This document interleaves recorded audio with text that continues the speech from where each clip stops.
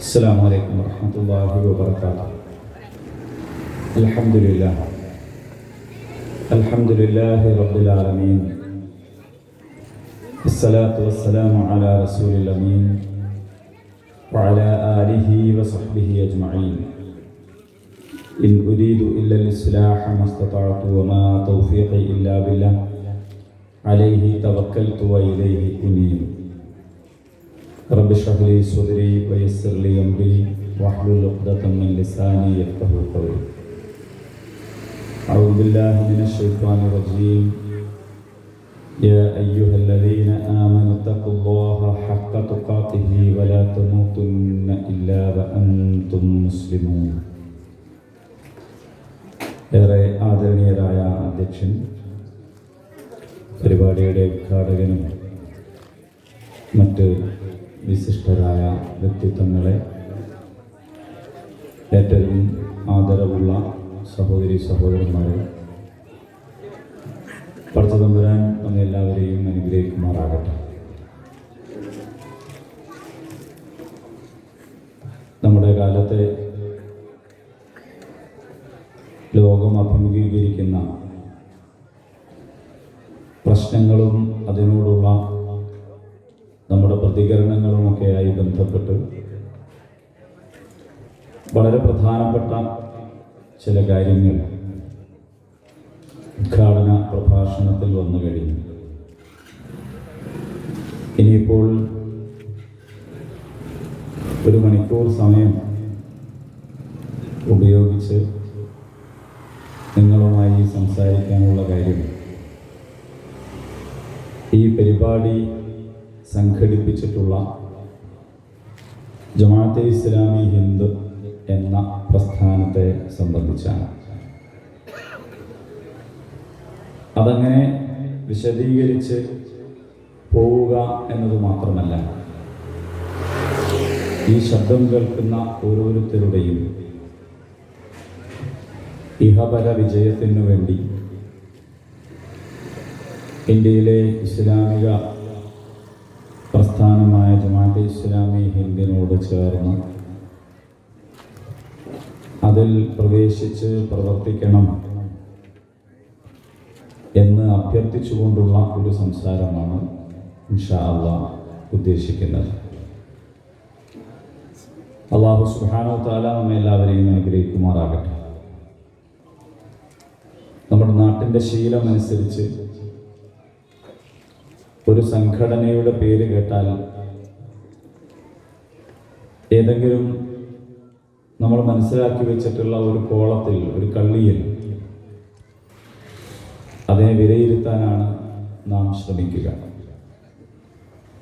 നമ്മുടെ നാട്ടിൽ ധാരാളം സംഘടനകളുണ്ട്. ചിലത് രാഷ്ട്രീയ സംഘടനകളാണ്, വേറെ ചിലത് മതസംഘടനകളാണ്, ഇനിയും ചിലത് സാംസ്കാരിക കൂട്ടായ്മകളാണ്, കലാ കായിക വേദികളൊക്കെ വേറെയും നമ്മുടെ നാട്ടിൽ ധാരാളമായി ഉണ്ട്.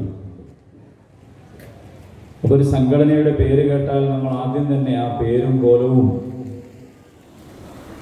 ഒന്നുകിൽ അത് മതസംഘടനയായിരിക്കും അല്ലെങ്കിൽ രാഷ്ട്രീയ സംഘടനയായിരിക്കും എന്ന് മനസ്സിലാക്കാം. പിന്നീട് ആ സംഘടനയുടെ പ്രവർത്തനങ്ങളെ വിലയിരുത്തുന്നതും അതിനെ വിശകലനം ചെയ്യുന്നതുമെല്ലാം ആ കള്ളിയിലും കോളത്തിലും കൊടുത്തിക്കൊണ്ടാണ്.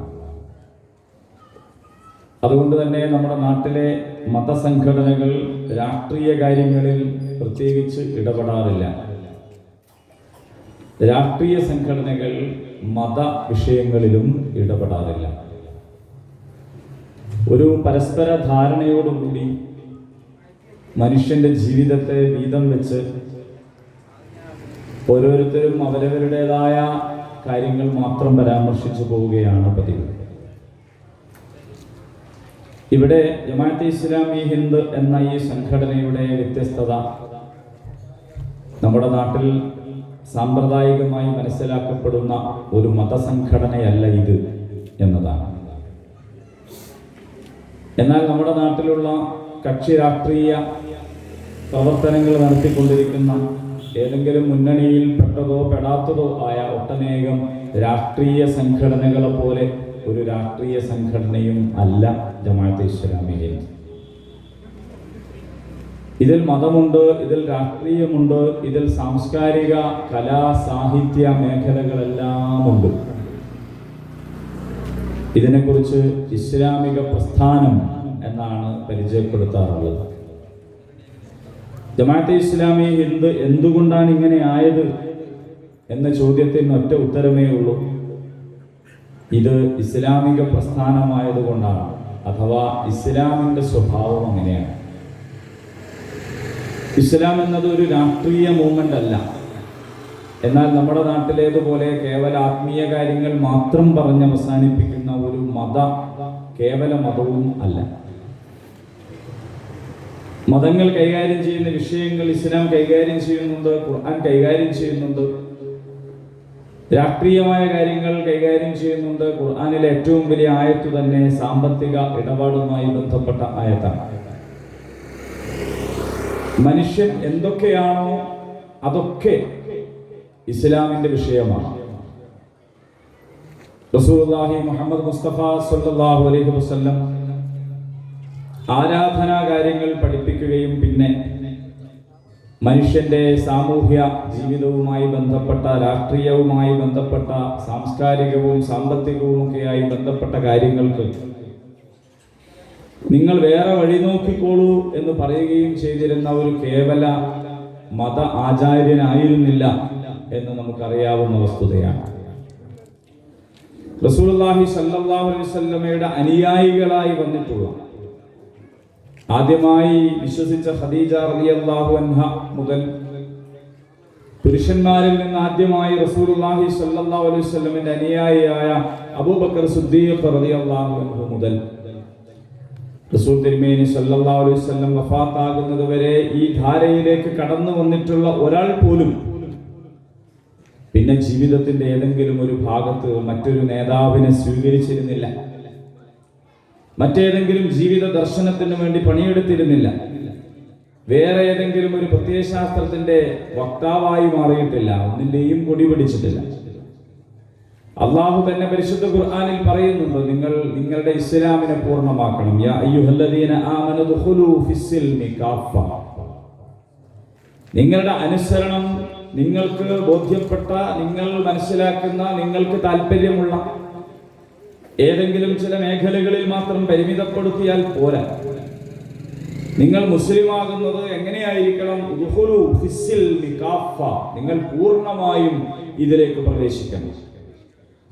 പൂർണ്ണമായും പ്രവേശിക്കുമ്പോൾ ഒരു മനുഷ്യന് വ്യക്തിപരമായ കാര്യങ്ങളുണ്ടാകും, കുടുംബപരമായ കാര്യങ്ങളുണ്ടാകും, രാഷ്ട്രീയമായ കാര്യങ്ങളുണ്ടാകും, സാമൂഹികവും സാംസ്കാരികവും സാമ്പത്തികവും ഒക്കെ ആയിട്ടുള്ള മേഖലകൾ ഉണ്ടാകും. അതെല്ലാം പ്രപഞ്ചനാഥന്റെ മുമ്പിൽ സമർപ്പിക്കാൻ തയ്യാറാവുക. ലില്ലാഹി റബ്ബിൽ ആലമീൻ എന്ന് പറയാൻ തയ്യാറാവുക. എല്ലാം ലോകരക്ഷിതാവായ പടച്ചതമ്പുരാനുള്ളതാണ് എന്ന്. പക്ഷെ ഇത് സാധാരണഗതിയിൽ തന്നെ ഭൗതികവാദികളായ ആളുകൾക്ക് താല്പര്യമുള്ള കാര്യമല്ല, അവരെ നയിക്കുന്ന ശൈത്വാനും താല്പര്യമുള്ള കാര്യമല്ല. അതുകൊണ്ടാണ് ആ ആയത്തിൽ തന്നെ അതിനെ തുടർന്ന് അല്ലാഹു പറയുന്നത്, വലാ തത്തബിഉ ഖുതുവാത്തി ശൈത്വാൻ ഇന്നഹു ലക്കും അദുവ്വുൻ മുബീൻ. നിങ്ങൾ ശൈത്വാന്റെ കാലടികളെ പിന്തുടരരുത്, അവൻ നിങ്ങളുടെ വ്യക്തമായ ശത്രുവാണ്. ആരാണ് നിങ്ങളുടെ ശത്രു? നിങ്ങളുടെ ശത്രു എന്ന് പറയുന്നത് നിങ്ങളുടേതല്ലാത്ത സംഘടനക്കാരനല്ല, നിങ്ങളുടെ ഗ്രൂപ്പല്ലാത്ത ഗ്രൂപ്പിൽപ്പെട്ടവരെല്ലാം ശത്രുക്കൾ, അങ്ങനെയല്ല. നിങ്ങളുടെ മതത്തിൽപ്പെടാത്ത എല്ലാവരും നിങ്ങളുടെ ശത്രുക്കൾ, അങ്ങനെയല്ല. ഇന്നഹു ലക്കും അദുവ്വുൻ മുബീൻ. നിങ്ങളുടെ ശത്രു എന്ന് പറയുന്നത് ശൈത്വാനാണ്. അവനാണ് നിങ്ങളുടെ ജീവിതത്തെ കണ്ടം തുണ്ടമാക്കി, ചിന്നിച്ചെതിരിയ രൂപത്തിലാക്കി, പലതും പലതായി മാറ്റി ജീവിതത്തിൽ പരാജയത്തിലേക്ക് മാത്രം നിങ്ങളെ നയിച്ചുകൊണ്ടിരിക്കാൻ പണിയെടുത്തുകൊണ്ടിരിക്കുന്നത് അവനാണ്. അതുകൊണ്ട് നിങ്ങൾ അവനെ കരുതണം എന്നാണ്. അതുകൊണ്ടാണ് ജമാഅത്തെ ഇസ്ലാമി ഹിന്ദിനെ സംബന്ധിച്ച് ഞാൻ പറഞ്ഞത്, ഇത് കേവല മതസംഘടനയല്ല, കേവല രാഷ്ട്രീയ സംഘടനയല്ല.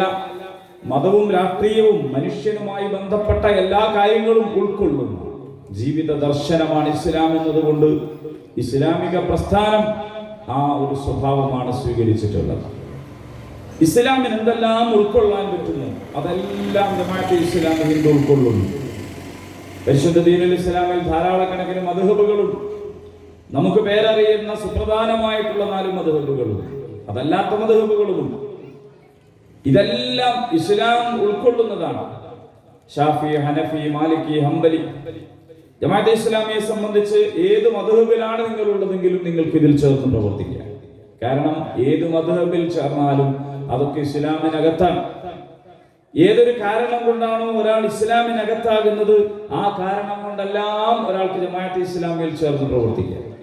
ഏതൊരു കാരണം കൊണ്ടാണോ ഇസ്ലാമിക വൃത്തത്തിന് പുറത്താകുന്നത് ആ കാരണം കൊണ്ട് മാത്രമേ ജമാഅത്തെ ഇസ്ലാമി ഹിന്ദിൽ നിന്ന് ഒരാൾ മാറി നിൽക്കേണ്ടതായി ഉള്ളൂ. ഇതിന്റെ ആദർശം എന്ന് പറയുന്നത് വളരെ വ്യക്തവും ലളിതവും ഭദ്രവുമാണ്. അത് ലാ ഇലാഹ ഇല്ലല്ലാഹ് മുഹമ്മദ് റസൂലുള്ളാഹ് എന്നുള്ളതാണ്. ഇത് എല്ലാ അംബിയാ മുർസലീങ്ങളുടെയും ആദർശമായിരുന്നു എന്ന് നമുക്കറിയാം. ആദം അലൈഹിസ്സലാം മുതൽ അന്ത്യദൂതർ വരെ എല്ലാവരും ലാ ഇലാഹ ഇല്ലല്ലാഹ് എന്ന് പറയാൻ വേണ്ടിയിട്ടാണ് വന്നിട്ടുള്ളത്. ഓരോ കാലത്തെയും നബിമാർ പഠിപ്പിച്ചുകൊണ്ടിരുന്നത് ലാ ഇലാഹ ഇല്ലല്ലാഹ് എന്ന ആദർശമാണ്. ലാ ഇലാഹ ഇല്ലല്ലാഹ് എന്ന് ചൊല്ലുക എന്നത് വളരെ പ്രധാനമാണ്. എന്നാൽ ലാ ഇലാഹ ഇല്ലല്ലാഹ് എന്ന് ചൊല്ലുക മാത്രമായിരുന്നില്ല പ്രവാചകന്മാർ ചെയ്തിരുന്നത്. മഹാനായ ശുഐബ് അലൈഹിസ്സലാം ലാ ഇലാഹ ഇല്ലല്ലാഹ് പറഞ്ഞ കൂട്ടത്തിൽ അന്ന് നടമാടിയിരുന്ന ഏറ്റവും വലിയ തിന്മയായ അളവ് തൂക്കങ്ങളിലെ കൃത്രിമത്വത്തിനെതിരെ സംസാരിച്ചു എന്ന് ഖുർആൻ പറയുന്നു. ലാ ഇലാഹ ഇല്ലല്ലാഹ് എന്ന് പറഞ്ഞുകൊണ്ടിരിക്കെ ലൂത്ത് അലൈഹിസ്സലാം അന്ന് നിലവിലുണ്ടായിരുന്ന സ്വവർഗരതി എന്ന് പറയുന്ന കൊടിയ തിന്മക്കെതിരെ അതിശക്തമായ പോരാട്ടം നടത്തിയതായി പരിശുദ്ധ ഖുർആൻ പറയുന്നു. ഇങ്ങനെ ഓരോ പ്രവാചകന്മാരും ഓരോ നബിമാരും ലാ ഇലാഹ ഇല്ലല്ലാഹ് എന്ന് പറഞ്ഞതോടൊപ്പം അതാത് കാലത്ത് നിലവിലുണ്ടായിരുന്ന തിന്മകൾക്കെതിരെ അതിശക്തമായി പോരാട്ടം നടത്തിയത് നമുക്ക് കാണാൻ കഴിയും. മഹാനായ ദാവൂദ് അലൈഹിസ്സലാം എങ്ങനെയാണ് രംഗപ്രവേശം ചെയ്യുന്നത്? ദാവൂദ് അലൈഹിസ്സലാം എങ്ങനെയാണ് പ്രസിദ്ധനായത്? ദാവൂദ് അലൈഹിസ്സലാമിനെ കുറിച്ച് ഖുർആൻ എന്താണ് പറയുന്നത്? ആ നാട്ടിൽ ഏറ്റവും വലിയ മർദ്ദകനായിരുന്ന ജാലൂത്തിന്റെ നെറ്റിക്ക് നേരെ ചവണ പ്രയോഗിച്ചുകൊണ്ട് പോരാട്ട ഭൂമിയിലൂടെയാണ് രംഗപ്രവേശം ചെയ്യുന്നത്. പരിശുദ്ധ ഖുർആൻ നമുക്കത് കാണിച്ചു തരുന്നുണ്ട്. ഇങ്ങനെ ഓരോ പ്രവാചകന്മാരെ കുറിച്ച് മഹാനായ മൂസ അലൈഹിസ്സലാമുക്ക് വഹി കിട്ടി. ഇദ്ഹബ് ഇലാ ഫിർഔൻ ഇന്നഹു തഗ. ആരായിരുന്നു ഫിർഔൻ? മറ്റേതെങ്കിലും ഒരു മതത്തിന്റെ ആത്മീയ ഗുരുവായിരുന്നുവോ? ഏതെങ്കിലും സന്യാസി മഠം സ്ഥാപിച്ച് അതിന്റെ അധിപനായി നിൽക്കുന്ന ആളാണോ? അങ്ങനെ വേറെ ഏതെങ്കിലും ഒരു വിശ്വാസ കേന്ദ്രത്തിലേക്ക് പോകാനാണോ അള്ളാഹു കൽപ്പിച്ചത്? അല്ല. ആ നാട്ടിലുള്ള മനുഷ്യരെ ഭിന്ന കക്ഷികളായി തിരിക്കുകയും അവരുടെ ആൺകുട്ടികളെ, ഇസ്രായേൽ മക്കളെ, ആൺകുട്ടികളെ കൊന്നുകളയുകയും പെണ്ണുങ്ങളെ അരക്ഷിതമായി ജീവിക്കാൻ വിടുകയും ചെയ്ത മർദ്ദകനായിരുന്ന റബ്ബുക്കുമൽ അഅല, ഞാനാണ് നിങ്ങളുടെ അത്യുന്നതനായ നാഥൻ എന്ന് പറഞ്ഞിട്ട് ആ നാട്ടിലെ ജനങ്ങൾക്ക് സ്വാതന്ത്ര്യം നൽകാതെ അവരെ അടിച്ചമർത്തിക്കൊണ്ടിരുന്ന ആ നാട്ടിലെ ഭരണാധികാരിയുടെ അടുത്തേക്ക് പോകാൻ മഹാനായ മൂസ അലൈഹിസ്സലാമിനോട് പറയുന്നത് പരിശുദ്ധ ഖുർആനിൽ നമുക്ക് കാണാൻ കഴിയും. അന്ന് ഇസ്രായേൽ സമൂഹത്തിന്റെ അവസ്ഥ എന്താണ്? അവർ ഈമാനികമായി വലിയ ദൃഢതയുള്ളവരായിരുന്നു. അവരെ എല്ലാ അർത്ഥത്തിലും ആരാധനകളിൽ പൂർണ്ണമായ അവസ്ഥ കൈവരിച്ചവരായിരുന്നു. അല്ല, ഒരിക്കലുമല്ല. അവരൊരുപാട് അന്ധവിശ്വാസങ്ങളിലാണ്, അനാചാരങ്ങളിലാണ്. അവരുടെ മനസ്സിനകത്ത് വല്ലാതെയൊന്നും ഈമാനികമായ ശക്തി ഉണ്ടായിരുന്നിട്ടില്ല. കാരണം ഫിർഔനിൽ നിന്ന് അവരെ മോചിപ്പിച്ചു കൊണ്ടുപോയതിന് ശേഷവും അവർ കാണിച്ച നന്ദികേട് പരിശുദ്ധ ഖുർആൻ എടുത്തു പറയുന്നുണ്ട്. മൂസ അലൈഹിസ്സലാം കിതാബ് വാങ്ങാൻ പോയ നേരത്ത് അവർ പശുക്കുട്ടിയെ ഉണ്ടാക്കിയിട്ട് ആരാധിച്ചുവെങ്കിൽ അവരുടെ ഈമാനിന്റെ ഉറപ്പ് അത്ര ചെറുതായിരുന്നു എന്ന് നമുക്കറിയാം. എന്നിട്ട് പ്രവാചകൻ ചെയ്തത് ഈമാനികമായി അവരെ ശക്തിപ്പെടുത്തിയതിന് ശേഷം വിമോചനത്തെ കുറിച്ച് പറയാം എന്നായിരുന്നില്ല. ആ മർദ്ദകനായിരുന്ന ഭരണാധികാരിയിൽ നിന്ന് ആ സമൂഹത്തെ രക്ഷപ്പെടുത്തുക എന്നതിന് പ്രഥമ പരിഗണന കൊടുത്തുകൊണ്ടാണ് മൂസ അലൈഹിസ്സലാമിനെ നമുക്ക് കാണാൻ കഴിയുന്നത്.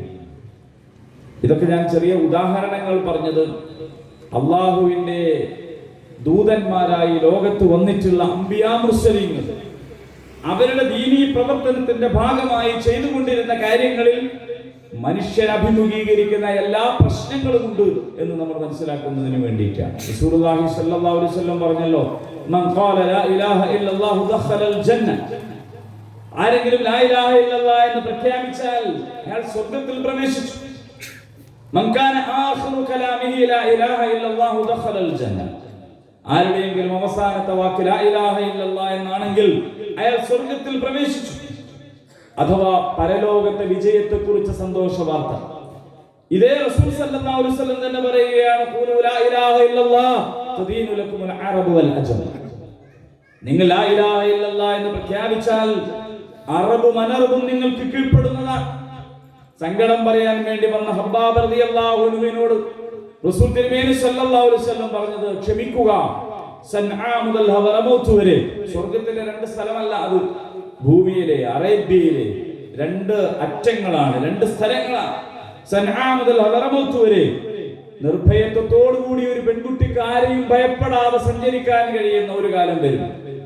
ഭൂമിയിൽ പടച്ചതമ്പുരാൻ അത്തരത്തിലുള്ള നിർഭയത്വത്തിന്റെ ഒരു ഭരണ സംവിധാനം ഒരുക്കി തരും എന്ന് റസൂലുള്ളാഹി സ്വല്ലല്ലാഹു അലൈഹി വസല്ലം പറയുമ്പോൾ, ആ റസൂൽ സ്വല്ലല്ലാഹു അലൈഹി വസല്ലം തന്നെയായിരുന്നു അന്ന് ഈ സാമൂഹിക രാഷ്ട്രീയ പ്രവർത്തനങ്ങൾക്ക് നേതൃത്വം നൽകിക്കൊണ്ട് എല്ലാ കൽപ്പനകളും പുറപ്പെടുവിച്ചുകൊണ്ട് അവരുടെ കൂടെ ഉണ്ടായിരുന്നത് എന്ന് നമുക്ക് കാണാൻ കഴിയും.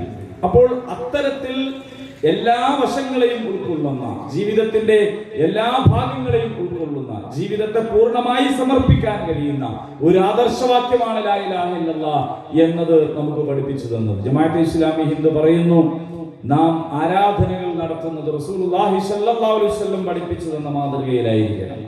നാം കുടുംബജീവിതം നയിക്കുന്നത് റസൂലുള്ളാഹി സ്വല്ലല്ലാഹു അലൈഹി വസല്ലം പഠിപ്പിച്ച മാതൃകയിലായിരിക്കണം. നമ്മുടെ സാമ്പത്തിക ഇടപാട് എങ്ങനെയായിരിക്കണം?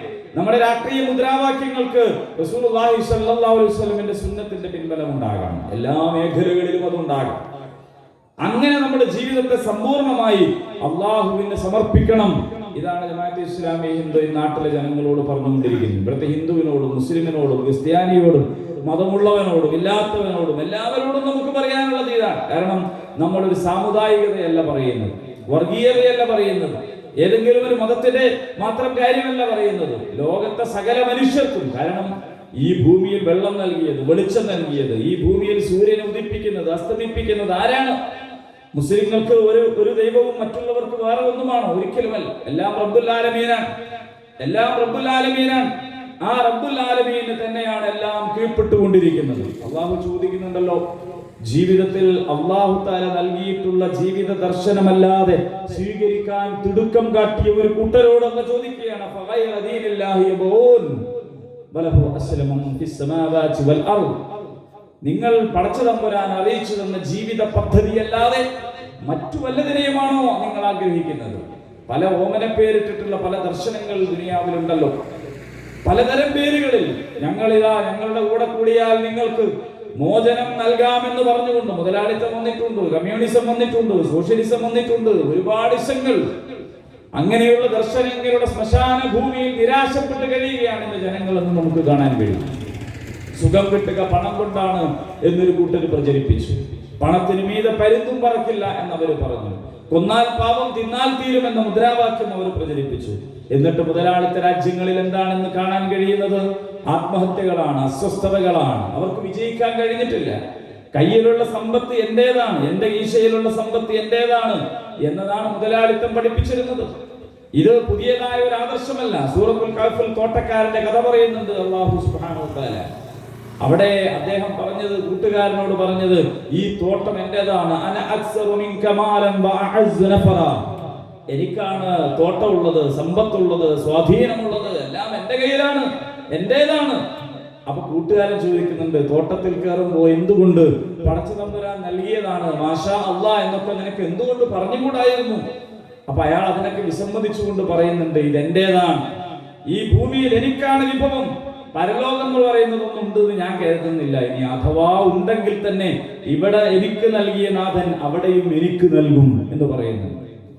അവിടെ പടച്ചതമ്പുരാനോടല്ലാതെ ആ തോട്ടക്കാരൻ ആരെയെങ്കിലും വിളിച്ചു പ്രാർത്ഥിക്കുന്നതായിട്ടോ ആരുടെയെങ്കിലും മുമ്പിൽ തലകുമ്പിടുന്നതായിട്ടോ ഒന്നും പറയുന്നില്ല. പക്ഷേ അദ്ദേഹത്തെ കുറിച്ച് ഈ കൂട്ടുകാരൻ ചോദിക്കുന്നുണ്ട്, നീ നിന്നെ സൃഷ്ടിച്ച പടച്ചതമ്പുരാനെ നിഷേധിക്കുകയാണോ ചെയ്യുന്നത് എന്ന്. എന്താണ് അവിടുത്തെ നിഷേധം? അവിടുത്തെ നിഷേധം എന്ന് പറയുന്നത് സമ്പത്തിന്റെ ഉടമ അത് ഞാൻ തന്നെയാണ് എന്നൊരാൾ കരുതുന്നതാണ്. ഈ ഭൂമിയിൽ ലഭിച്ചിട്ടുള്ള സമ്പത്തിന്റെ ഉടമ ആരുടെ കയ്യിലാണോ സമ്പത്ത് അയാൾ തന്നെയാണ് എന്ന ഈ മുതലാളിത്തത്തെ കുഫ്ർ എന്നാണ് സൂറത്തുൽ കഹ്ഫ് വിളിച്ചത്. നിങ്ങൾ പരിശോധിക്കണം ആ ആയത്തുകൾ. ഒടുവിൽ അയാളുടെ തോട്ടം തകർന്നടിഞ്ഞ് കിടന്നപ്പോ അയാൾ വിലപിച്ചുകൊണ്ട് പറഞ്ഞ വാക്കെന്താണെന്ന് അറിയുമോ? ഞാൻ ശിർക്ക് ചെയ്തില്ലായിരുന്നെങ്കിൽ എത്ര നന്നായിരുന്നു എന്നാണ്. എന്താണ് അവിടെ പറയുന്ന ശിർക്ക്? അള്ളാഹുവിന് മാത്രം പരമാധികാരമുള്ള സമ്പത്തിന്റെ വിനിയോഗത്തെ തന്നിഷ്ടപ്രകാരം ഞാൻ നടത്തിപ്പോയി എന്നതിനെയാണ് അദ്ദേഹം ഞാൻ ശിർക്ക് ചെയ്തില്ലായിരുന്നെങ്കിൽ എത്ര നന്നായിരുന്നു എന്ന വാക്കുകൊണ്ട് വിശേഷിപ്പിച്ചത് എന്ന് നമുക്ക് കാണാൻ കഴിയും. മുതലാളിത്തത്തിന്റെ തകർച്ച ലോകത്ത് നമ്മൾ കാണുകയാണ്. എന്നാൽ തൊഴിലാളി വർഗത്തെ സംഘടിപ്പിച്ചുകൊണ്ടാണ് മനുഷ്യന് മോചനമുള്ളത് എന്ന് വളരെ ആവേശപൂർവ്വം ലോകത്തിന് വലിയ വലിയ വാഗ്ദാനങ്ങൾ, പ്രതീക്ഷകൾ നൽകി കടന്നു വന്ന കമ്മ്യൂണിസത്തിന്റെ അവസ്ഥ എന്താണ്?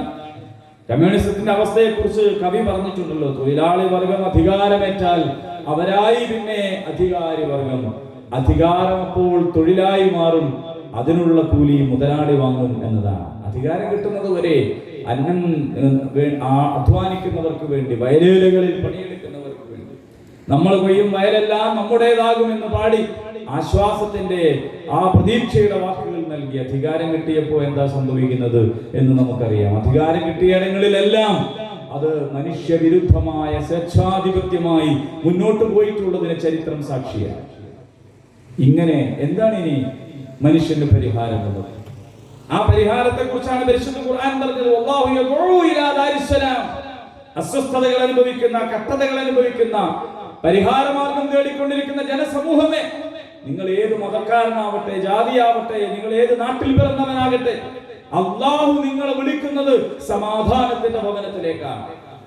ലഖദ് കാന ലക്കും ഫീ റസൂലില്ലാഹി ഉസ്വത്തുൻ ഹസന. നിങ്ങൾക്ക് പടച്ച തമ്പുരാൻ അയച്ച തിരുദൂതരിൽ ഉത്തമമായ മാതൃകയുണ്ട്. നിങ്ങൾ സ്വീകരിക്കാൻ തയ്യാറാണോ? നിങ്ങളുടെ ജീവിതത്തിന്റെ ദർശനമായി ഇസ്ലാമിനെ സ്വീകരിക്കാൻ നിങ്ങൾ തയ്യാറാണോ? അങ്ങനെ നിങ്ങൾ തയ്യാറാണെങ്കിൽ നിങ്ങൾക്ക് വിജയമുണ്ട്. ഈ ലോകത്ത് വിജയമുണ്ട്, പരലോകത്ത് വിജയമുണ്ട്. മനുഷ്യ ജീവിതത്തിന്റെ എല്ലാ സന്ദർഭത്തിലും നിങ്ങൾക്ക് നിർഭയത്വം ലഭിക്കുന്നതാണ് എന്ന് പരിശുദ്ധ ഖുർആൻ പറയുകയാണ്.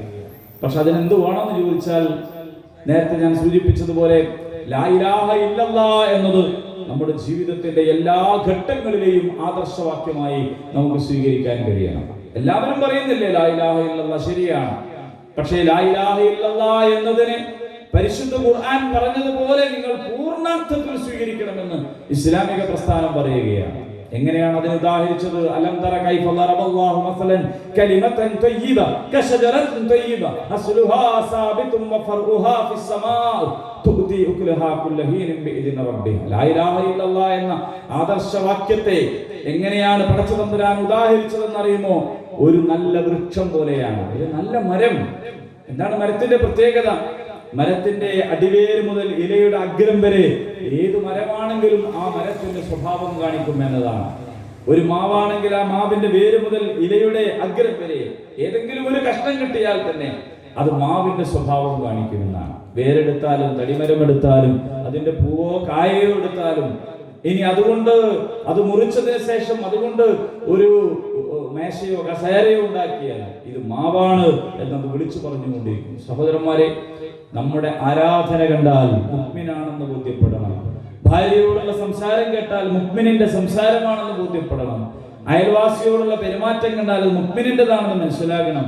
വിളിക്കുന്ന മുദ്രാവാക്യം കേട്ടാൽ ഇത് അള്ളാഹുവിൽ തവക്കുൽ ചെയ്ത് അവനിൽ ഭരമേൽപ്പിച്ച് ലാ ഇലാഹ ഇല്ലല്ലാഹ് ഖൽബിൽ കൊണ്ടവന്റെ മുദ്രാവാക്യമാണെന്ന് ബോധ്യപ്പെടണം. ജീവിതം മുഴുവനായിട്ടും പടച്ച തമ്പുരാന് കൊടുക്കണം. രക്തം വേണേൽ രക്തം നൽകാം, ജീവൻ വേണേൽ ജീവൻ നൽകാം. ധീരാവീരാ നേതാവേ, ധീരതയോടെ നയിച്ചോളൂ എന്ന് ഭൗതികമായ ഒരു പ്രസ്ഥാനത്തിന്റെയും ഒരു പാർട്ടിയുടെയും നേതാവിനോട് ജീവിതവും സമർപ്പിക്കാൻ സാധ്യമാകാത്ത വിധം, ഒന്നും ബാക്കി വെക്കാത്ത വിധം ലില്ലാഹി റബ്ബിൽ ആലമീൻ, ലോകരക്ഷിതാവിന് ഞാനിതാ പരിപൂർണമായിട്ടും എന്റെ ജീവിതത്തെ സമർപ്പിച്ചിരിക്കുന്നു എന്ന് പറയാൻ നമുക്ക് കഴിയണം. എങ്കിൽ മൻ ഖാല ലാ ഇലാഹ ഇല്ലല്ലാഹ്, അങ്ങനെ പറയുകയാണെങ്കിൽ ദഖലൽ ജന്ന, അവർക്ക് സ്വർഗ്ഗമുണ്ട്. നിങ്ങൾക്ക് ഞാൻ ചെറിയൊരു ഉദാഹരണം പറയാം. നമ്മുടെ നാട്ടിലൊരു മനുഷ്യനെ കുറിച്ച് നിങ്ങൾ സങ്കല്പിക്കുക. ഒരാൾ, ഒരു സങ്കല്പത്തിൽ ഒരാൾ, അയാൾ ജീവിതത്തിൽ ഒരിക്കലും അയാൾ മദ്യപിച്ചിട്ടില്ല എന്ന് വിചാരിക്കുക. ഒരിക്കൽ പോലും അയാൾ മദ്യപിച്ചിട്ടില്ല, ഒരു ലഹരിയും അയാൾ ഉപയോഗിച്ചിട്ടില്ല. 40-40 കൊല്ലക്കാലം നമ്മുടെ മുന്നിലൂടെ നമ്മുടെ നാട്ടിൽ അയാൾ ഇങ്ങനെ ജീവിക്കുകയാണ്. എല്ലാവർക്കും പരിചയമുള്ള ഒരു നല്ല വ്യക്തി. 40 വയസ്സായി. അദ്ദേഹം പറയാണ്, ഒരു ദിവസം രാവിലെ വന്നിട്ട് എല്ലാവരും ഒരുമിച്ച് കൂടി വരും, എനിക്ക് കാര്യം പറയാനും. നല്ലൊരു മനുഷ്യനാണല്ലോ. എല്ലാവരും കൂടി വന്നു നോക്കുമ്പോൾ അദ്ദേഹം പറയുന്ന കാര്യം എന്താണെന്നറിയോ? സഹോദരന്മാരെ, സഹോദരിമാരെ, നിങ്ങൾ ആരും മദ്യപിക്കരുത്. മദ്യം വിഷമാണ്, ലഹരി വലിയ കേടാണ്, നിങ്ങൾ ആരും അങ്ങനെ മദ്യപിക്കരുത് കേട്ടോ എന്ന് പറഞ്ഞാൽ ആ കൂടിയവരുടെ പ്രതികരണം എന്തായിരിക്കും?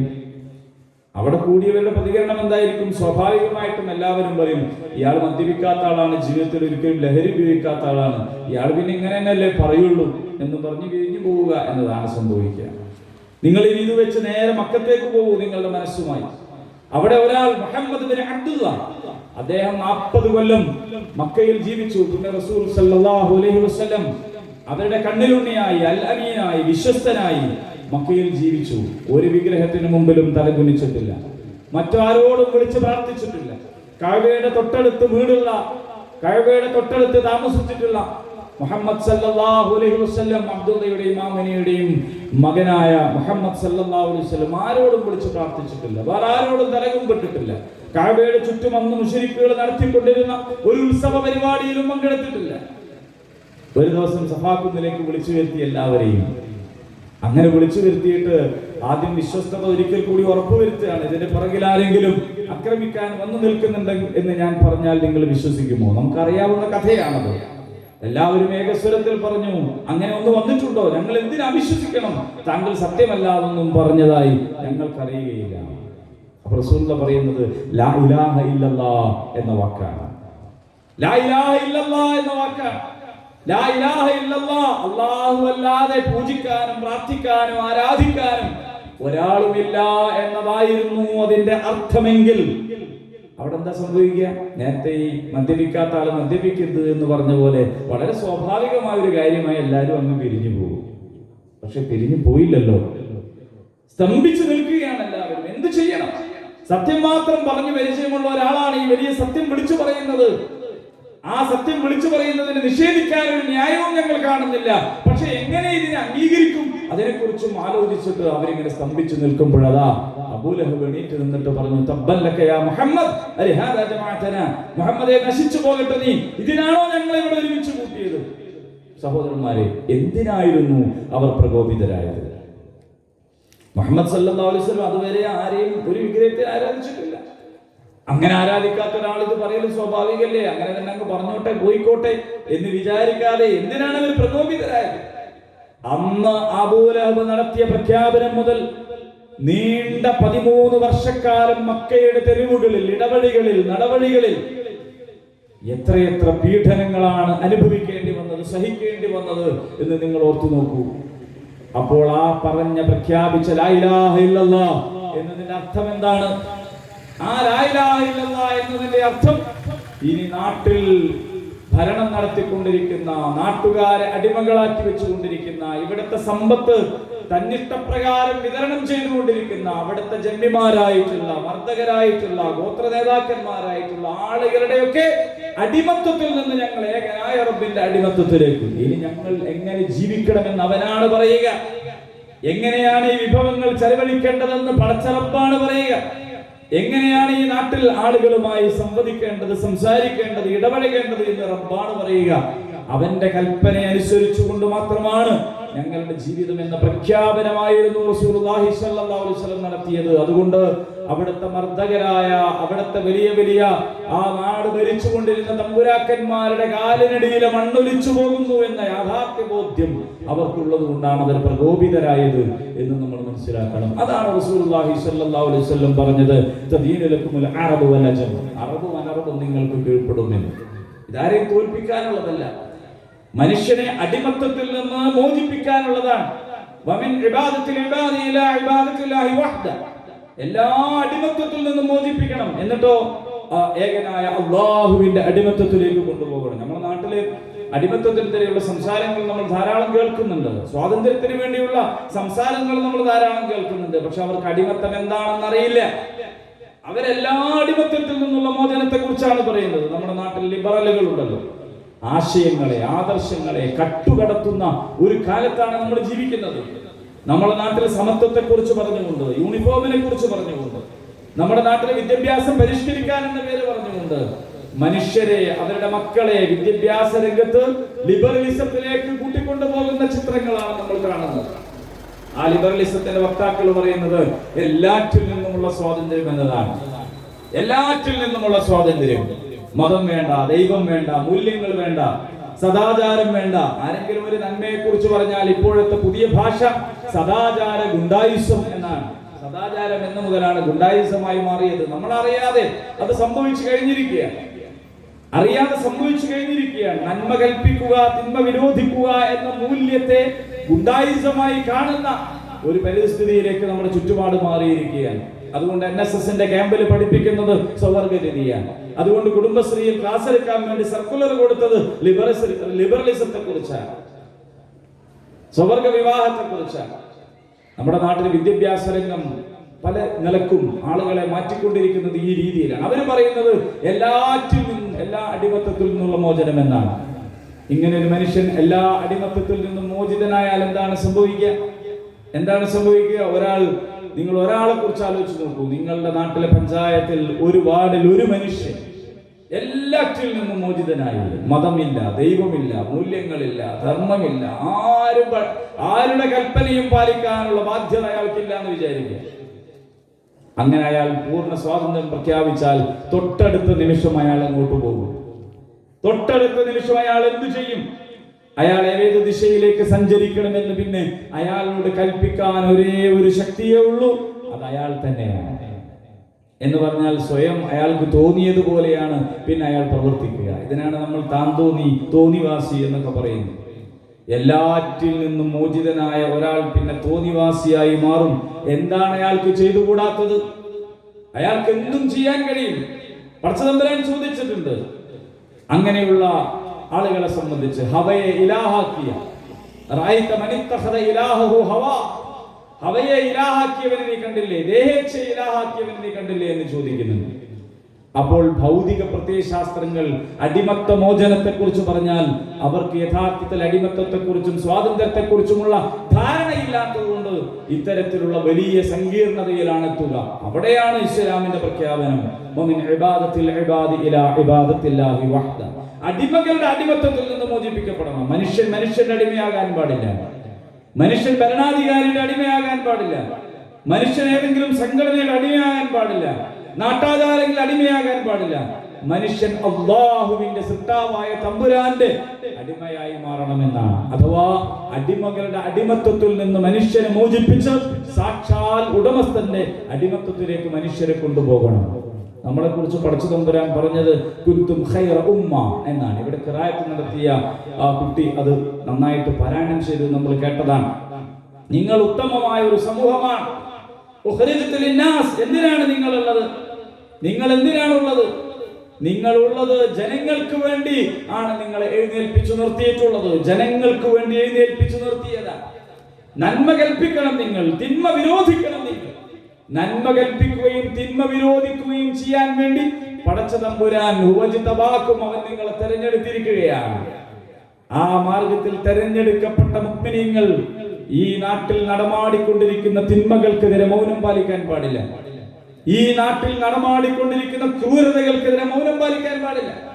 ആരെങ്കിലും എന്തെങ്കിലും ആയിക്കോട്ടെ, അവർക്ക് അല്ലാഹ് കൊടുത്തോട്ടെ എന്ന് പറഞ്ഞിരിക്കാൻ പാടില്ല. അങ്ങനെ ഇരുന്നിരുന്നെങ്കിൽ ബദറുണ്ടാകുമോ, ബദരീങ്ങൾ ഉണ്ടാകുമോ? നമ്മൾ ബദരീങ്ങളെ സ്നേഹിക്കുന്നവരാണ്. റളിയല്ലാഹു അൻഹു എന്നവർ അവർക്ക് വേണ്ടി തുർദിയത്ത് പറയുന്നവരാണ്. അവരെ ആവേശത്തോടെ ഓർക്കുന്നവരാണ്. അവര് ആരാധനാലയങ്ങൾക്കകത്ത് നിന്ന് കേവലമായ മന്ത്രങ്ങളും പ്രാർത്ഥനകളുമായി കഴിഞ്ഞുകൂടുകയായിരുന്നെങ്കിൽ അവര് ജീവൻ നഷ്ടപ്പെടൂല, രക്തം ചിന്തേണ്ടി വരികയില്ല, അവർക്ക് രക്തസാക്ഷിത്വം വരിക്കേണ്ടി വരില്ല. പക്ഷേ അവരിറങ്ങി. എന്തിനു വേണ്ടി ഇറങ്ങി? എന്തിനാണ് അവരിറങ്ങിയിട്ടുള്ളത്? അവരിറങ്ങിയത് നാട്ടിൽ നടമാടുന്ന തിന്മകളെ പ്രതിരോധിക്കാൻ വേണ്ടി ഇറങ്ങിയതാണ്. അവരതിനു വേണ്ടിയാണ് പോരാട്ടം നടത്തിയത്. കാലത്തിൽ അറാബ് ആമന്ന, ചില ആളുകൾ വന്നിട്ട് പറഞ്ഞു ഞങ്ങൾ മുഅ്മിനീങ്ങളാണ്, വിശ്വസിച്ചവരാണ്. റസൂലുള്ളാഹി സ്വല്ലല്ലാഹു അലൈഹി വസല്ലം ആ അറാബികളോട് ഒന്നും മിണ്ടാതെ നിൽക്കുകയാണ്, മൗനം പാലിക്കുകയാണ്. അപ്പൊ അല്ലാഹ് പറയാണ്, ഖുൽ, പറയുക നബിയേ, ലൻ തുഅ്മിനു, നിങ്ങൾ വിശ്വസിച്ചിട്ടില്ല, നിങ്ങൾ വിശ്വസിച്ചിട്ടില്ല. ഇത് അവർക്ക് മാത്രം ബാധകമായ വാക്കാണെന്ന് നമ്മൾ കരുതുന്നുണ്ടോ? എങ്കിൽ പിന്നെ നമുക്ക് ബാധകമായ ഏതായത്താണ് ഖുർആനിൽ ഉണ്ടാവുക? പരിശുദ്ധ ഖുർആനിലെ ആയത്തുകൾ ഒന്നുകിൽ ഇസ്രായേൽ സമൂഹത്തോട്, മക്കയിലെ മുശ്രിക്കീങ്ങളോട്, അതല്ലെങ്കിൽ ജൂത സമൂഹത്തോട് പ്രത്യേകമായി, അതല്ലെങ്കിൽ അങ്ങനെ അങ്ങനെ ആ പരിശുദ്ധ ഖുർആൻ ഇറങ്ങിക്കൊണ്ടിരിക്കുമ്പോ ചുറ്റുപാടുകളിലുള്ളവരോടാണല്ലോ ഖുർആൻ സംസാരിച്ചത്. നമ്മളോട് ആരെങ്കിലും സംസാരിച്ചോ? കേരളീയരോട് ഖുർആനിൽ ഒരായത്ത്? അന്ന് ഇറങ്ങിയ ആയത്തുകൾ നമുക്കും ബാധകമാണ്. തുല്യമായ സാഹചര്യത്തിൽ നമുക്ക് ബാധകമാണ്. അത് വെച്ചുകൊണ്ട് വേണം നമ്മൾ ഖുർആനിനെ മനസ്സിലാക്കാൻ. നിങ്ങൾ വിശ്വസിച്ചിട്ടില്ല, വേണമെങ്കിൽ ഞങ്ങൾ അനുസരിച്ചു, കീഴ്പ്പെട്ടു എന്നൊക്കെ വേണമെങ്കിൽ നിങ്ങൾ പറഞ്ഞോളൂ. നിങ്ങളുടെ ഹൃദയത്തിനകത്തേക്ക് ഈമാൻ കയറിയിട്ടില്ല. എന്നിട്ട് പറയാണ് ഇന്നമൽ മുഅ്മിനൂൻ, ആരാണ് സത്യവിശ്വാസികൾ എന്നറിയുമോ? അല്ലദീന ആമനൂ ബില്ലാഹി വറസൂലി, അല്ലാഹുവിലും അവന്റെ റസൂലിലും വിശ്വസിച്ച ആളുകളാണ്. സുമ്മലം യർതാബു, പിന്നീട് സംശയിക്കാത്തവരാണ്. ഇത്രയും പറഞ്ഞു നിർത്തിയിരുന്നെങ്കിൽ നമ്മുടെ മതപരമായ, അനുഷ്ഠാനപരമായ, ആരാധനാപരമായ ജീവിതം കൊണ്ട് മതിയാക്കാമായിരുന്നു. അല്ലാഹു അവിടെ നിർത്തിയിട്ടില്ല. വജാഹദൂ ബിഅംവാലിഹിം വഅൻഫുസിഹിം ഫീ സബീലില്ലാഹ്, അല്ലാഹുവിന്റെ മാർഗ്ഗത്തിൽ, സമുദായത്തിന്റെ മാർഗ്ഗത്തിലല്ല, ഏതെങ്കിലും ഒരു ദേശത്തിന്റെ മാർഗ്ഗത്തിലല്ല, ഏതെങ്കിലും ഒരു പാർട്ടിക്ക് വേണ്ടിയിട്ടല്ല, ഫീ സബീലില്ലാഹ്, അല്ലാഹുവിന്റെ മാർഗ്ഗത്തിൽ സമ്പത്ത് കൊണ്ടും ശരീരം കൊണ്ടും ജിഹാദ് ചെയ്യുക. ഉലൈക ഹുമുസ് സാദിഖൂൻ, അവർ മാത്രമാണ് ഞങ്ങൾ മുഅ്മിനീങ്ങളാകുന്നു എന്നത് സത്യസന്ധമായി പറഞ്ഞിട്ടുള്ള ആളുകൾ എന്ന് പരിശുദ്ധ ഖുർആൻ സൂറ അൽ ഹുജറാത്ത് വായിച്ചാൽ നമുക്ക് മനസ്സിലാക്കാൻ കഴിയും. സൂറത്തുൽ ഹജ്ജിന്റെ അവസാന ആയത്തിൽ പറയുന്നുണ്ട്, വജാഹിദു ഫില്ലാഹി ഹഖ്ക ജിഹാദി, നിങ്ങൾ പടച്ച തമ്പുരാന്റെ മാർഗ്ഗത്തിൽ ത്യാഗപരിശ്രമങ്ങൾ ചെയ്യണം, കഠിനാധ്വാനം ചെയ്യണം. ഹമാസ് ചെയ്തുകൊണ്ടിരിക്കുന്ന പ്രവർത്തനത്തെ നേരത്തെ ഉദ്ഘാടകൻ സൂചിപ്പിക്കുകയുണ്ടായി. മസ്ജിദുൽ അഖ്സക്ക് വേണ്ടി, ബൈത്തുൽ മഖ്ദിസിന് വേണ്ടി, വിശുദ്ധ ഖുദ്സിന് വേണ്ടി അവരുടെ രക്തം നൽകിക്കൊണ്ട്, ജീവൻ നൽകിക്കൊണ്ട് അവർ പൊരുതിക്കൊണ്ടിരിക്കുകയാണ്. പിന്മാറാൻ അവർ ഒരുക്കമല്ല. അവർ പൊരുതുന്നത് ഇസ്രായേൽ എന്ന പൈശാചിക രക്തത്തിനെതിരെ മാത്രമല്ല, ആ ഇസ്രായേലിനെ സൃഷ്ടിച്ചുണ്ടാക്കിയ ബ്രിട്ടനെതിരെയാണ്. ആ ഇസ്രായേലിന് എല്ലാ പിന്തുണയും നൽകുന്ന അമേരിക്കക്കെതിരാണ്. ആ ഇസ്രായേലിന്റെ വർത്തമാനങ്ങൾക്ക് മുമ്പാകെ കാമ എന്ന് തിരിച്ചുരിയാടാൻ ശേഷിയില്ലാത്ത ലോകത്തെ മുഴുവൻ വൻശക്തികൾക്കുമെതിരെയാണ് അവർ കയ്യിലെ കൽച്ചീളുകൾ എടുത്തുകൊണ്ട് പോരാടിക്കൊണ്ടിരിക്കുന്നത്. അവർ കുഞ്ഞുമക്കളെ ഉള്ള വസ്ത്രം ധരിപ്പിച്ചുകൊണ്ട് ബിസ്മി ചൊല്ലി പറഞ്ഞയക്കുന്നത് എന്തിനാണ്? രക്തസാക്ഷിത്വം വരിക്കുന്നതിന് വേണ്ടിയാണ്. ആ രക്തസാക്ഷിത്വത്തിന്റെ വാർത്ത കേട്ടാൽ വീട്ടിൽ പിന്നെ മധുരപലഹാരങ്ങൾ വിതരണം ചെയ്ത ഉമ്മമാരുടെ ചരിത്രം കൊണ്ട് ആവേശഭരിതമാണ് ഗസയുടെ മണ്ണ് എന്ന് പറയുന്നത്. അവർ ചെയ്യുന്നത് അവിടുത്തെ ഈ ത്യാഗപരിശ്രമമാണ്. ഓരോ പ്രദേശത്തിനനുസരിച്ച് ഈ ജിഹാദിൽ വ്യത്യാസം ഉണ്ടാകും, ത്യാഗപരിശ്രമങ്ങളിൽ വ്യത്യാസം ഉണ്ടാകും. നമ്മുടെ നാട്ടിലെ ത്യാഗപരിശ്രമം ഏതാണ്? ഈ നാടിനെ വെട്ടിമുറിക്കാൻ, ഇതിനെ കണ്ടം തുണ്ടമാക്കാൻ, ഇതിന്റെ ചരിത്രങ്ങളെ മായ്ച്ചു കളയാൻ, ഇതിന്റെ പാരമ്പര്യത്തെ വികലമാക്കാൻ ശ്രമിച്ചുകൊണ്ടിരിക്കുന്ന ഒരു ശക്തിയാണ് ഇന്ന് രാജ്യം ഭരിച്ചുകൊണ്ടിരിക്കുന്നത്. ഹിന്ദുവിനും മുസ്ലിമിനും ഇടയിൽ വിദ്വേഷത്തിന്റെ മതിൽ കെട്ടു തീർക്കുകയാണ് അവർ ചെയ്യുന്നത്. അവര് ഘർ വാപ്പസി എന്നാണ് പറയുന്നത്. അത് കേട്ട് തെറ്റിദ്ധരിച്ചുകൊണ്ട് ഒരുപാട് ആളുകൾ അതിന് പിന്നാലെ പോയിക്കൊണ്ടിരിക്കുകയാണ്. നമ്മുടെ കേരളത്തിലെ, പ്രബുദ്ധ കേരളത്തിലെ പല നടന്മാരും പോകാനുള്ള തിരക്കിലാണ്. വേറെ ചില ആളുകളൊക്കെ ക്യൂയാണ്. എല്ലാവരും ഇങ്ങനെ പോവാണ്. ഗർവാപ്പസി. എന്താ ഈ ഗർവാപ്പസി എന്ന് പറഞ്ഞാല്?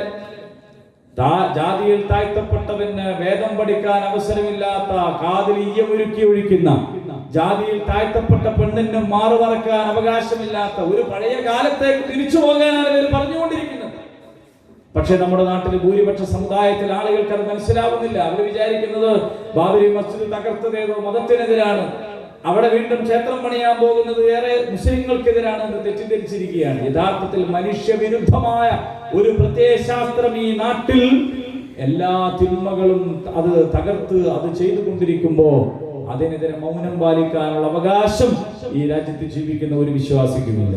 അതുകൊണ്ട് ജനാധിപത്യമായ രീതിയിൽ പൗരത്വ പ്രക്ഷോഭം വീണ്ടും ആരംഭിക്കേണ്ട സ്ഥിതിവിശേഷമാണുള്ളത്. കാരണം ആ ബില്ല് പൊടിതട്ടിയെടുത്ത് അടുത്ത പാർലമെന്റ് തെരഞ്ഞെടുപ്പിന് മുമ്പ് തന്നെ നടപ്പാക്കാൻ പോകുന്നു എന്നാണ് പറയുന്നത്.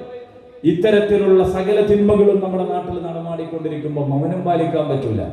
അവിടെ വിശുദ്ധ ഖുദ്സിന് വേണ്ടിയുള്ള പോരാട്ടമാണ് ജിഹാദെങ്കിൽ ഈ നാട്ടിലെ മൂല്യങ്ങൾ തകർക്കുന്നതിനെതിരെ, ഈ നാട്ടിലെ സംസ്കാരത്തെ ഇല്ലായ്മ ചെയ്യുന്നതിനെതിരെ, ഈ നാട്ടിലെ ബഹുസ്വരതയെ തകർക്കുന്നതിനെതിരെ, ഈ നാട്ടിലെ സൗഹൃദാന്തരീക്ഷത്തെ തകർക്കുന്നതിനെതിരെ ഉള്ള ജനാധിപത്യ മാർഗത്തിലുള്ള ശക്തമായ പോരാട്ടം, അതിനുവേണ്ടിയുള്ള പ്രചോദനമാണ് നമ്മുടെ സ്വലാത്ത്, അതിനുവേണ്ടിയുള്ള പ്രചോദനമാണ് നമ്മുടെ നോമ്പ്, അതിനുവേണ്ടിയുള്ള പ്രചോദനമാണ് നമ്മുടെ സക്കാത്ത്, അതിനുവേണ്ടിയുള്ള പ്രചോദനമാണ് നമ്മുടെ ഉംറയും ഹജ്ജും, അതിനുവേണ്ടിയുള്ള പ്രചോദനമാണ് നമ്മുടെ ദിക്റും ദുആയും സ്വലാത്തും സലാമും. അല്ല, നിങ്ങൾ നോക്കൂ, ഇസ്ലാം കാര്യം അഞ്ചാണ്. ആ അഞ്ചാമത്തത് ഹജ്ജ് ജീവിതത്തിൽ ഒരിക്കലാണ് നിർബന്ധം, ജീവിതത്തിൽ ഒരിക്കലാണ് അത് നിർബന്ധം. പിന്നെ സക്കാത്താണ്, അത് അതിന്റെ നിസാബ് തികഞ്ഞാൽ, അതിന്റെ കാലാവധി പൂർത്തിയായാൽ, അതിന്റെ നേരത്ത് വ്യത്യസ്ത രീതികളുണ്ട് അതിന്. പിന്നെ ഉള്ളത് എന്താണ്? നോമ്പാണ്. നോമ്പെന്ന് പറയുന്നത് വർഷത്തിൽ ഒരിക്കൽ നിർബന്ധമാണ്, വർഷത്തിൽ ഒരിക്കലാണ് അത് നിർബന്ധം. പിന്നെ ഉള്ളത് സ്വലാത്താണ്, തിരിച്ചിങ്ങോട്ട് എന്നാണ്, 5 മുതൽ ഇങ്ങോട്ട് എന്നാണ്. അങ്ങനെ നോക്കുമ്പോൾ പിന്നെയുള്ളത് സ്വലാത്താണ്. ഒരു ദിവസത്തിൽ 5 നേരം നിർബന്ധമാണ്. സഹോദരന്മാരെ, ഒന്നാമതായി നമ്മൾ എണ്ണിയ ഷഹാദത്തുണ്ടല്ലോ, അതെപ്പോഴാണ് നമുക്ക് നിർബന്ധമാകുന്നത്? അത് ജീവിതത്തിന്റെ അനുനിമിഷവും നിർബന്ധമാണ്. ഇസ്ലാം കാര്യം 5 അമലാണ്, ഒക്കെ ചെയ്തു തീർക്കാനുള്ളതാണ്. വിശ്വസിക്കാനുള്ള 6 കാര്യം, ഈമാൻ കാര്യം എന്ന് പറഞ്ഞപ്പുറത്ത് പോകാറുണ്ട്. ഈ 5 പ്രവർത്തിക്കാനുള്ളതാണ്. എങ്കിൽ സ്വലാത്തിന്റെ ഷർത്തും ഫർദും സുന്നത്തും നമുക്കറിയാം, സക്കാത്തിൻ്റെത് അറിയാം, നോമ്പിൻ്റെത് അറിയാം, ഹജ്ജിൻ്റെത് അറിയാം. ഈ ഷഹാദത്ത് എന്ന് പറയുന്ന ഒരു കർമ്മമുണ്ടല്ലോ, അതെപ്പോഴാണ് നമ്മൾ നിർവഹിക്കുക? അത് ചൊല്ലി തീർത്താൽ മതി എന്ന് ആരാണ് നമ്മളോട് പറഞ്ഞിട്ടുള്ളത്? ഷഹാദത്ത് കലിമ അർത്ഥമറിഞ്ഞ് മനസ്സിലുറപ്പിച്ച് നാവ് കൊണ്ട് വെളിവാക്കി ചൊല്ലുക എന്ന് നമ്മൾ പഠിച്ചിട്ടുണ്ട്. ചൊല്ലണം, നല്ല കാര്യം. പക്ഷേ അർത്ഥമറിഞ്ഞ് മനസ്സിലുറപ്പിച്ച് നാവ് കൊണ്ട് വെളിവാക്കി അസ്വലാ എന്ന് പറഞ്ഞാൽ നിസ്കാരമോ? അർത്ഥമറിഞ്ഞ് മനസ്സിലുറപ്പിച്ച് നാവ് കൊണ്ട് വെളിവാക്കി അസ്സക്കാ എന്ന് പറഞ്ഞാൽ സക്കാത്താവോ? അസ്സൗം എന്ന് പറഞ്ഞാൽ നോമ്പാവോ? ഇല്ല. നമസ്കാരത്തിൽ ചൊല്ലലുണ്ട്, തക്ബീറത്തുൽ ഇഹ്റാം ചൊല്ലണം, ഫാത്തിഹ ചൊല്ലണം, അല്ലേ? നമസ്കാരത്തിൽ അതൊക്കെ ചൊല്ലണം, ചൊല്ലല് നിർബന്ധമുണ്ട്. എന്നാൽ ചൊല്ലല് മാത്രമാണോ നമസ്കാരം? അല്ലാത്തതുപോലെ ഷഹാദത്ത് കലിമ ചൊല്ലലുണ്ട്, പക്ഷേ ചൊല്ലല് മാത്രമല്ല ഷഹാദത്ത്. ലിയകൂന റസൂലു ഷഹീദൻ അലൈക്കും വതകൂനു ശുഹദാ അലന്നാസ്.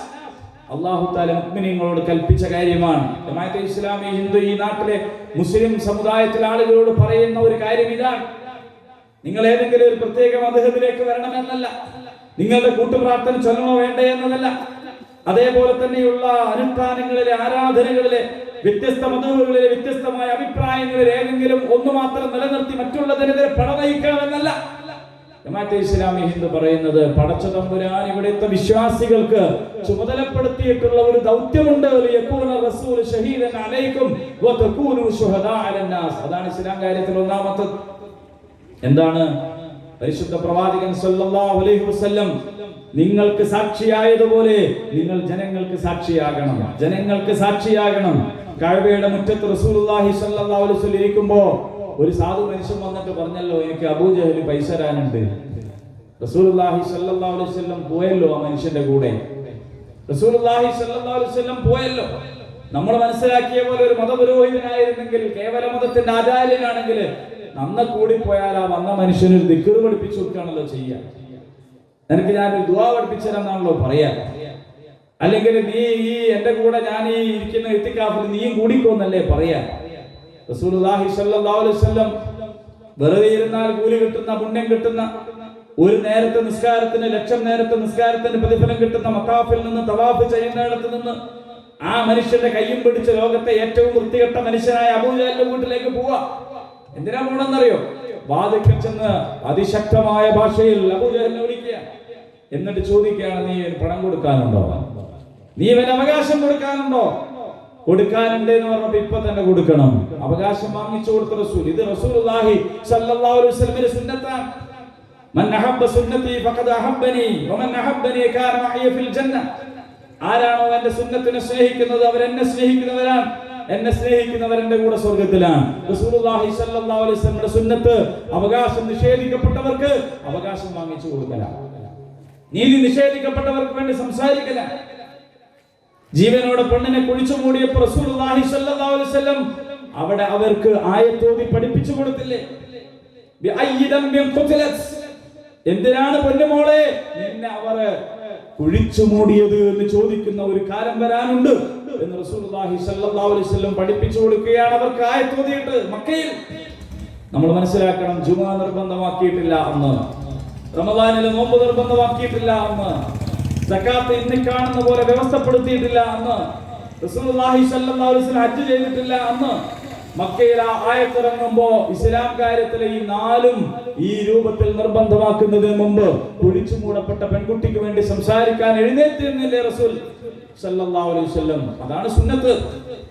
ആ സുന്നത്തിനെ പിൻപറ്റണം. നിങ്ങൾ ജനങ്ങളുടെ മുമ്പാകെ ഇതിന് സാക്ഷ്യം വഹിക്കണം. നിങ്ങൾ റസൂലുള്ളാഹി സ്വല്ലല്ലാഹു അലൈഹി വസല്ലം പഠിപ്പിച്ചു തന്നതുപോലെ നിങ്ങൾ ജനങ്ങളുടെ മുമ്പാകെ സാക്ഷ്യം വഹിക്കണം. റസൂലുള്ളാഹി സ്വല്ലല്ലാഹു അലൈഹി വസല്ലം പറഞ്ഞല്ലോ, ഞാൻ തീയിലേക്ക് പ്രാണികൾ പാറ്റകൾ പോകുമ്പോ അതിനെ തടുത്തു നിർത്തുന്ന മനുഷ്യനെ പോലെയാണ്. ആളുകൾ ഇങ്ങനെ നരകത്തിലേക്ക് അതിന്റെ വർണ്ണാഭമായ ആകർഷകത്വങ്ങളിലേക്ക് പോയിക്കൊണ്ടിരിക്കുകയാണ്. ലൈംഗികതകളിലൂടെ, അശ്ലീലതകളിലൂടെ, ആഭാസതരങ്ങളിലൂടെ, സകലവിധ തോന്നിയാസങ്ങളിലൂടെ, ശിർക്കിലൂടെ, കുഫ്റിലൂടെ, നിഫാഖിലൂടെ, ജാഹിലിയത്തിലൂടെ ആളുകൾ ഇങ്ങനെ നരകത്തിലേക്ക് ഓടിപ്പോയിക്കൊണ്ടിരിക്കുമ്പോ റസൂലുള്ളാഹി സ്വല്ലല്ലാഹു അലൈഹി വസല്ലം തടുത്തു നിർത്തുകയാണ്. എന്തിനാണ്? ആൾബലം വർദ്ധിപ്പിച്ചുകൊണ്ട് തനിക്ക് സ്വന്തമായി എന്തെങ്കിലും നേടാൻ വേണ്ടിയിട്ടല്ല. എന്തിനാണ് തടുത്തു നിർത്തുന്നത്? ഈ മനുഷ്യന്മാര് നരകത്തിൽ പോകരുത് എന്ന ഗുണകാംക്ഷ കൊണ്ടാണ്. പരിശുദ്ധ ഖുർആൻ പറഞ്ഞല്ലോ, ഫലഅല്ലക ബാഖിഉൻ നഫ്സക. അവരെ തടയാൻ വേണ്ടിയിട്ട് കഠിന പ്രയത്നം നടത്തിയിട്ട് അങ്ങയുടെ ജീവൻ തന്നെ നഷ്ടപ്പെടുത്തി കളയുമല്ലോ റസൂലേ എന്ന് അല്ലാഹു സുബ്ഹാനഹു വ തആല പറയുന്നുണ്ടല്ലോ. ഇങ്ങനെ കഠിനാധ്വാനം ചെയ്ത് തിന്മകളിലേക്ക് പോയിക്കൊണ്ടിരിക്കുന്നവരെ തടുത്തു നിർത്താൻ ശ്രമിക്കുന്ന റസൂൽ സല്ലല്ലാഹു അലൈഹി വസല്ലം സുന്നത്ത്, ആ സുന്നത്ത് പാലിക്കാൻ, അനുഷ്ഠിക്കാൻ, അത് അതേപടി ഈ നാട്ടിലെ ജനങ്ങളുടെ മുമ്പാകെ കാണിക്കാൻ, ഇഖാമത്ത് ചെയ്യാൻ മുസ്ലിം സമുദായത്തിൽ ഓരോ അംഗത്തിനും ബാധ്യതയുണ്ട്. ഇതിനാണ് ജമാഅത്തെ ഇസ്ലാമി ഈ നാട്ടിലെ സകല ആളുകളെയും ക്ഷണിക്കുന്നത്. എന്താണ് പടച്ച തമ്പുരാൻ എന്ന് അറിഞ്ഞുകൂടാതെ, പടച്ച തമ്പുരാനെ ഒരു മനുഷ്യനെ പോലെ മനസ്സിലാക്കുന്ന ആളുകൾ, പടച്ച തമ്പുരാനെ മനുഷ്യനെ പോലെ മനസ്സിലാക്കുന്ന ആളുകൾ അല്ലേ? 364 ദിവസവും ഉറക്കമടച്ചിരിക്കുന്ന ഒരു ആരാധ്യൻ. എന്നിട്ട് ഒരു ദിവസം ആ ദൈവം ഉറങ്ങുമ്പോൾ നമ്മളൊക്കെ ഉണർന്നിരിക്കണം എന്ന് വിശ്വസിക്കുന്ന പാവങ്ങളായ മനുഷ്യർ നമ്മുടെ നാട്ടിലില്ലേ? 6 നാൾ കൊണ്ട് ആകാശഭൂമികളെ പടച്ച് 7ാമത്തെ ദിവസം വിശ്രമിച്ചു ഈ ദൈവം എന്ന് മനസ്സിലാക്കുന്നവർ നമ്മുടെ ചുറ്റുപാടുകളിലില്ലേ? ഇങ്ങനെ എന്തെല്ലാം വികലമായ വിശ്വാസങ്ങൾ. ദൈവം എന്ന് പറയുന്നത് കേവല ആത്മീയമായ ഒരു കാര്യമാണെന്നും മനുഷ്യന്റെ ജീവിതവുമായി അതിന് ബന്ധമില്ല എന്നും വിശ്വസിക്കുന്നവർ സമുദായത്തിന്റെ അകത്ത് തന്നെ ധാരാളമല്ലേ? ഈ ഘട്ടത്തിൽ അല്ലാഹു ലാ ഇലാഹ ഇല്ലാ ഹുവൽ ഹയ്യുൽ ഖയ്യൂം, അല്ലാഹു എന്ന് പറയുന്നത് ആരാണ് എന്ന് പഠിപ്പിച്ചു കൊടുക്കാനുള്ള ബാധ്യത നമുക്കുണ്ട്. അവൻ ഉറക്കമില്ലാത്തവനാണ്, വിശ്രമമില്ലാത്തവനാണ്. അവന് ഇടപാട് നടത്താൻ പാടില്ലാത്തൊരു മേഖലയുമില്ല. അല്ലാഹു അക്ബർ എന്നാണ് നമ്മൾ വിളിച്ചു പറയുന്നത്. അല്ലാഹു അക്ബർ, അല്ലാഹുവാണ് ഏറ്റവും വലിയത്. എന്നിട്ട് നമ്മൾ തന്നെ കല്ല് വരയ്ക്കുകയാണ്. അള്ളാഹ്ക്ക് കയറാൻ പറ്റുന്ന സ്ഥലം, പറ്റാത്ത സ്ഥലം അല്ലെ? അള്ളാഹ്ക്ക് ഇടപെടാൻ പറ്റുന്ന സ്ഥലം, പറ്റാത്ത സ്ഥലം, ദീനിന് ഇടപെടാൻ പറ്റുന്ന മേഖല, ദീനിന് ഇടപെടേണ്ടതില്ലാത്ത മേഖല നമ്മളാണ് നിർണയിക്കുന്നതെങ്കിൽ ആരാണ് വലുത്? അള്ളാഹുവാണ് വലുതെങ്കിൽ അള്ളാഹു എവിടെ ഇടപെടണമെന്ന് തീരുമാനിക്കാനുള്ള അധികാരം അള്ളാഹുവിനാണല്ലോ വേണ്ടത്. അള്ളാഹു എവിടെ ഇടപെടണമെന്ന്, ഇടപെടരുത് എന്ന് തീരുമാനിക്കുന്നത് നമ്മളാണെങ്കിൽ നമ്മളാണ് വലുത് എന്ന് പറയാതെ പറയുകയാണ് നമ്മൾ ചെയ്യുന്നത്. അതുകൊണ്ട് നമ്മൾ അള്ളാഹുവിന്റെ അടിമകളും അള്ളാഹുവാണ് സാക്ഷാൽ ഉടയവനും എന്ന് പ്രഖ്യാപിക്കാൻ നമുക്ക് കഴിയണം. മഗ്രിബ് നമസ്കാരത്തിൽ ബഹുമാന്യനായ ഇമാം സൂറത്തുൽ മാഊൻ പാരായണം ചെയ്തു. ദീനിനെ കുറിച്ചുള്ള ചർച്ചയാണ്. ദീനിനെ കളവാക്കിയവനെ നീ കണ്ടില്ലേ എന്ന ചോദ്യമാണ്. എന്താണ് എന്നിട്ട് വിശദീകരിക്കുന്നത്?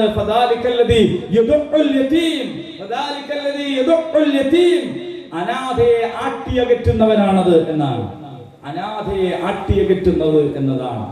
ഈ ലോകത്ത് എത്രയെത്ര അഭയാർത്ഥി ക്യാമ്പുകൾ,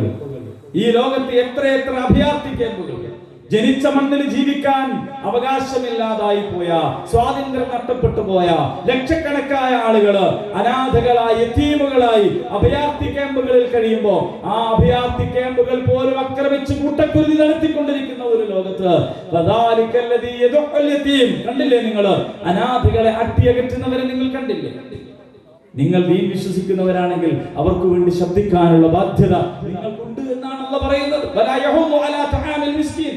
അഗതിക്കന്നം നൽകാൻ പ്രേരിപ്പിക്കാത്തവൻ, ദീനിനെ കളവാക്കിയവൻ ആര് എന്ന ചോദ്യത്തിന്റെ ഉത്തരം നമ്മൾ പ്രതീക്ഷിക്കുന്ന ഒരു ആത്മീയ പൗരോഹിത്യ മതമാണെങ്കിൽ നമ്മൾ പ്രതീക്ഷിക്കേണ്ടത് എന്താ? പിന്നെ പറയേണ്ടത് പ്രാർത്ഥനയെ കുറിച്ചാണ്, ദിക്റിനെ കുറിച്ചാണ് അല്ലേ? ദിക്റും ദുആയും പഠിപ്പിച്ചത് റബ്ബാണ്, സംശയമില്ല. അത് റസൂലുള്ളാഹി കാണിച്ചു തന്ന പോലെ അല്ലാതെ ചെയ്യാൻ പാടില്ലാത്തതാണ്.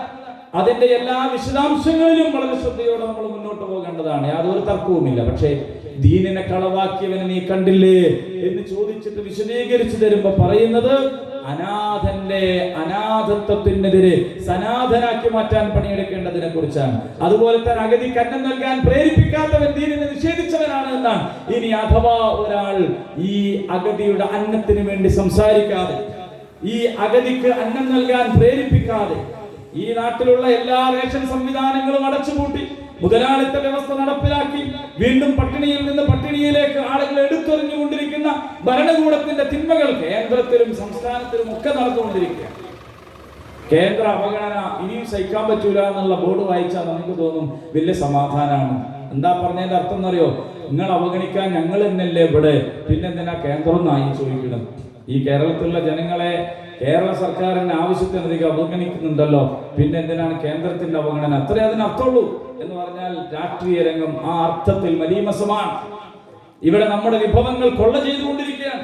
ഇതൊക്കെ അവിടെ ഇങ്ങനെ നടക്കുമ്പോ അതിനൊന്നും പോകാതെയാണ് ഒരാൾ നിസ്കരിക്കാൻ പോകണമെങ്കിൽ, അത്തരം യാതൊരു അധർമ്മത്തിനെതിരെയും ശബ്ദിക്കാതെയാണ് ഒരാൾ നിസ്കരിക്കാൻ പോകണമെങ്കിൽ, ഞാൻ പറയല്ലോ, നമ്മൾ സൂറത്തുൽ മാഊൻ ഇന്ന് ഓതി ആയത്ത് ഫവൈലുൽ ലിൽ മുസല്ലീൻ, നിസ്കരിക്കണവന് നാശാണെന്ന് റബ്ബ് പറഞ്ഞു. നിസ്കരിക്കണവന് നാശാണ്. കാരണം എന്താ? അഗതി കന്നം നൽകാൻ പ്രേരിപ്പിക്കുന്ന പണിയിൽ മുഴുകണം, അതിന് സഹായിക്കണം അവന്റെ നിസ്കാരം. അനാഥകളെ സനാഥരാക്കി മാറ്റുന്ന പ്രവർത്തനം നടത്തണം, അതിന് പ്രചോദനം നൽകണം അവന്റെ നിസ്കാരം.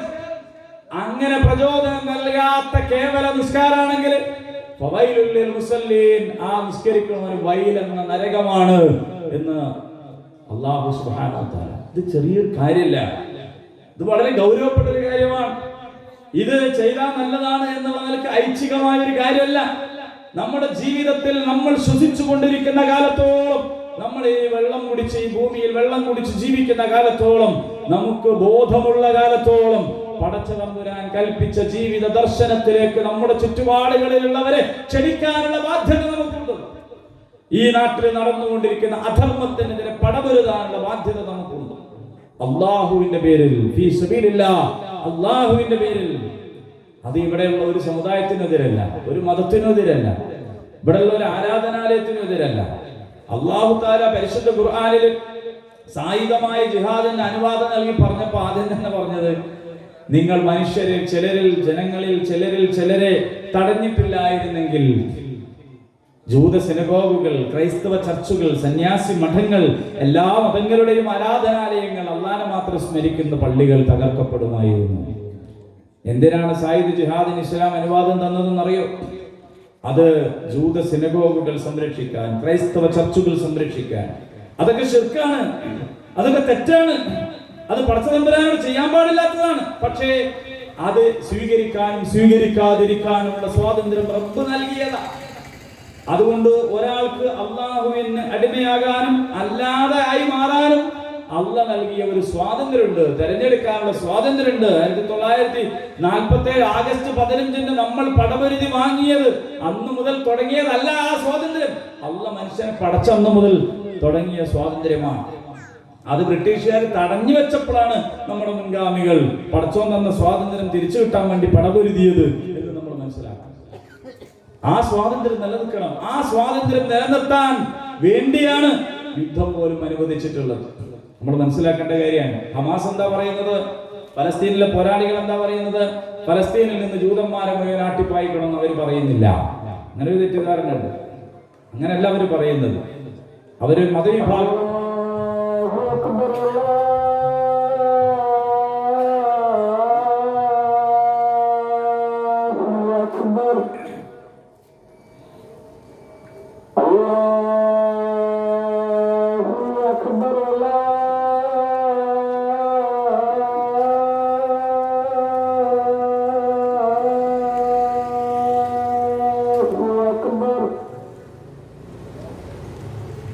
الشهادة